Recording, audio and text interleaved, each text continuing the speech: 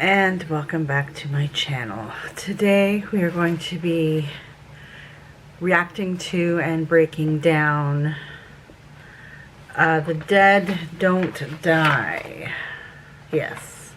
Which was done in 2019. And I'm so sad that I am late to this game because this movie was fantastic. I stumbled across it at Big Daddy's and we watched it, and I think like 5 minutes into it, I was like, oh yes, we must do this on my channel. So we are going to start with some of the cast members because this is just a smorgasbord of fantasticness. And granted, some of them, a lot of them I don't know, but the ones that I do know are actually our main characters, which is Sheriff Cliff Robertson, who is played by Bill Murray. We love a good Bill Murray. Oh my goodness. He's fantastic. I know he's got a little bit of controversy around him, but I don't care. I think he's fantastic. We have Officer Ronnie Peterson, played by Adam Driver, who Boo Boo told me, I knew his face, but I couldn't place him in anything.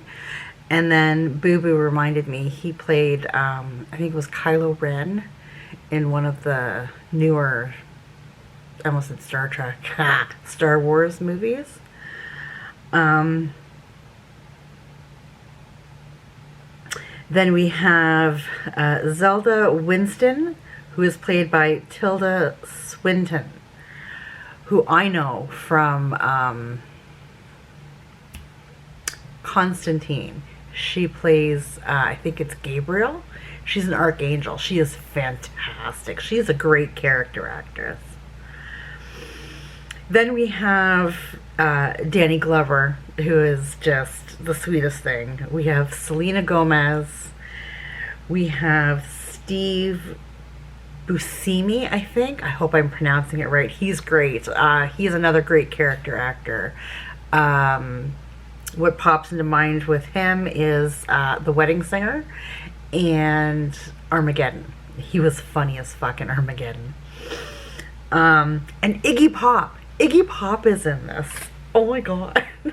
And then there's like a whole bunch of other people that I don't know who they are. Boo Boo knows who they are. I have no idea. But that's the gist anyway. So, jumping right in, what happens in the movie? This movie follows the residents of a small town called Centerville and their daily lives. We begin with Officer Ronnie and Sheriff Cliff Robertson, who question the town hermit Bob, who lives in the woods, about accusations of stealing chickens from a local farmer. However, Bob doesn't want to cooperate, but Cliff decides to drop it and go back to the station, believing Bob's not capable of violence. So when they go to the woods and track Bob down, he quite literally takes little pot shots, like with a gun at him, at them. It's hilarious. And you know, so the deputy or whatever like draws his gun and he's ready to, like, you know, go in hard and arrest him and bring him in and rah. But Murray's like, nah. He's not violent. He's just shooting at us. He's not violent. It's fine.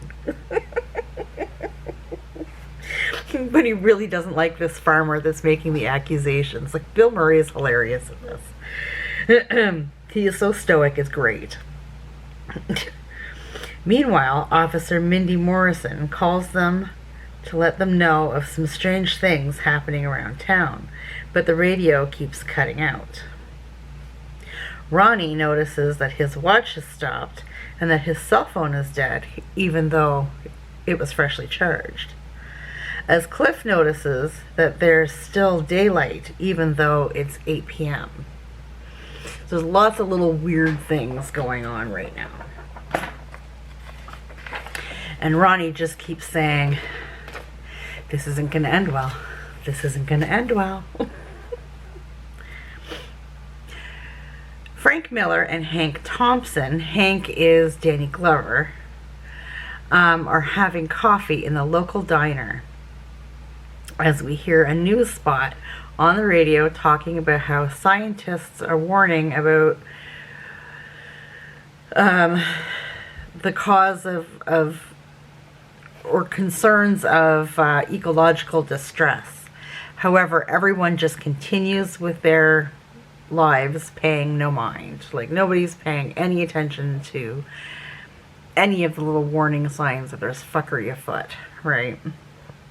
There's a lot of little, I don't know, political and whatever things in this movie, which if you ignore that, the movie's fantastic. Those little things that are like, they beat you over the head with, if you ignore it, it's great. But they do that a lot. Meanwhile, over at the juvenile detention center, Geronimo, Olivia, and Stella watch a news report about the same ecological changes.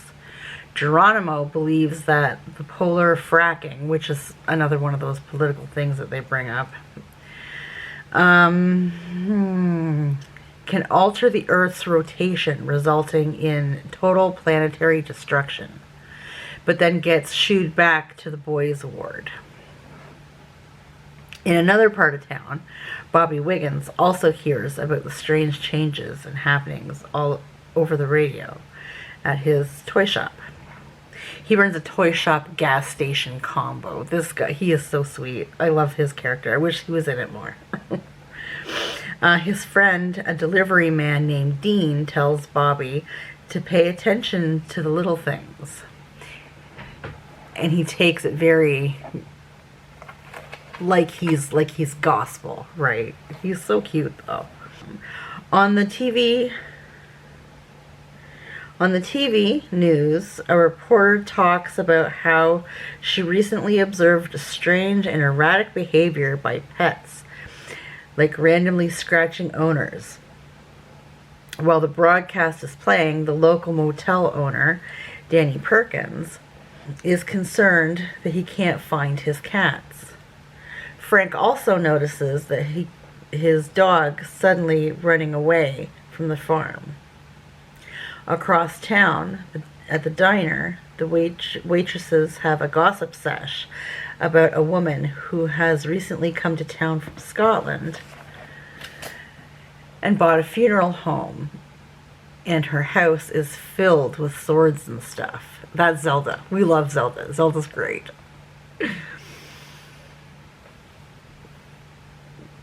As the townspeople slowly realize what's happening, they're also being observed by Bob as he stays hidden in the brush around town. So periodically throughout the movie, as shit begins to hit the fan, we kind of go in on Hermit Bob, who's literally just standing in the outskirts of town, observing everything and kind of being us, if that makes sense. The audience. As night falls, two dead people, one is Iggy. Iggy Pop is a zombie and I love it.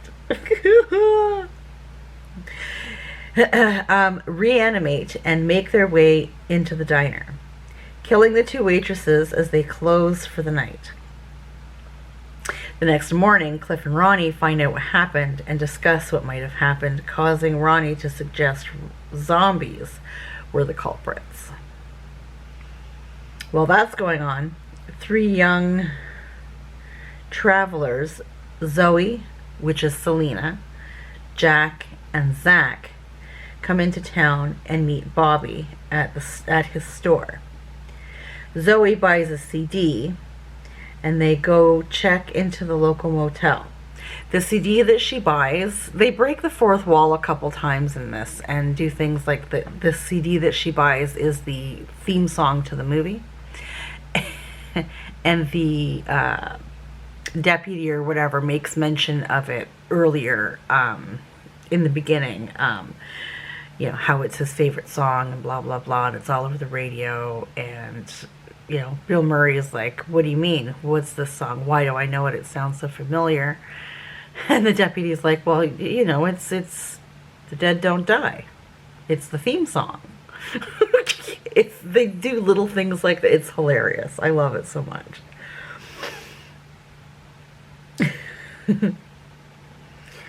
Blah, blah, blah, blah, blah. The locals are unsure what to make of the three strangers arriving when two people were killed the night before.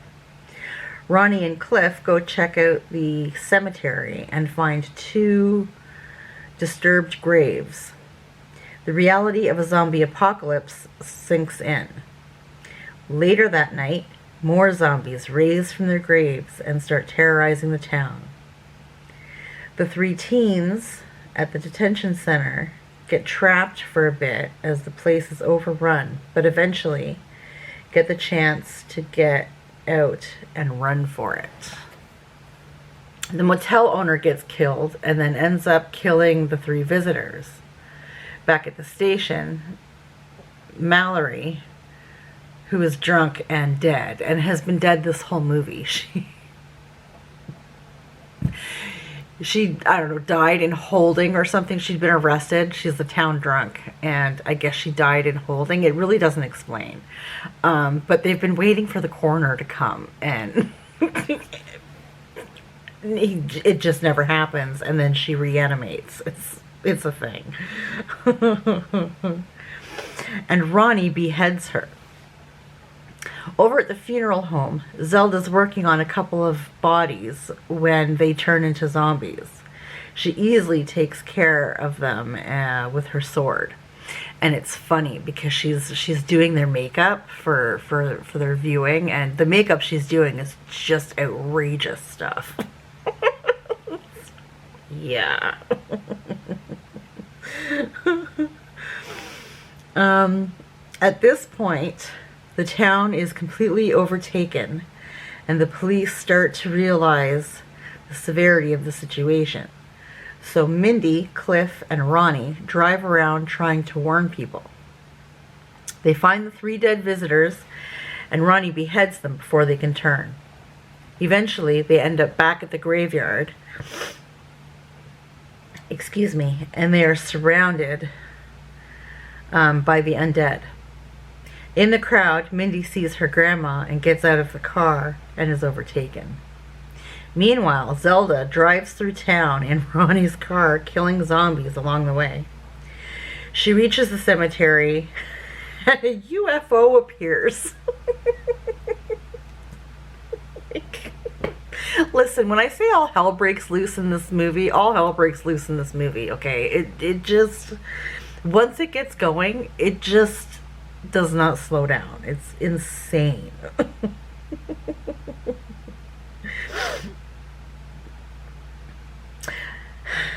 A UFO appears over her. The zombies back off, and Zelda is brought aboard and leaves. Just flies away. Cliff and Ronnie decide to leave the car and try to kill as many zombies as they can. While they start off strong, they are eventually overtaken by the crowd. Now we see Bob watching as he shares his POV as the observer. And that is the end. I didn't write any final thoughts because this movie, I mean, listen. I highly recommend checking out the movie in full. I realize I've spoiled it. Check out this movie because I did not mention really half of what happens in this movie. This movie is absolutely batshit crazy. And it's fantastic. The humor is great. The acting is fantastic. I mean... It was so good. I thoroughly enjoyed this was a fun movie, and I highly recommend it. And I will put in the description where you can stream it because this needs to get out into the world. I just thoroughly enjoyed this. I enjoyed doing this breakdown. I hope you enjoyed watching it. And I hope you go watch the movie. Yeah, until next time, take care of yourselves, and we'll see you in the next one.